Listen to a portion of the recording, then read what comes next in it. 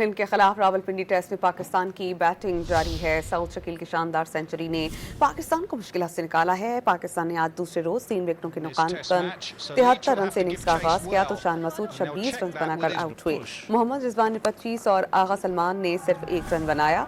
England के रेहान अहमद ने 3, शोएब बशीर ने 2 विकेटें ली। पाकिस्तान की 7 विकेटें 177 रन पर गिर गई थी, मगर उसके बाद नुमान अली और सऊद शकील ने शानदार पार्टनरशिप लगाकर पाकिस्तान को मुश्किल से भंवर से निकाला। नुमान अली 45 रन बनाकर आउट हुए। पाकिस्तान ने चाय के वक्फे तक 8 विकेटों पर 267 रन बनाए थे। इंग्लैंड के खिलाफ रावलपिंडी टेस्ट में पाकिस्तान की बैटिंग जारी है। सऊद शकील की शानदार सेंचुरी ने पाकिस्तान को मुश्किल से निकाला है। पाकिस्तान ने आज दूसरे रोज 3 विकेटों के नुकसान पर 73 रन से इनिंग्स का आगाज किया तो शान मसूद 26 रन बनाकर आउट हुए। मोहम्मद रिजवान ने 25 और आगा सलमान ने सिर्फ 1 रन बनाया।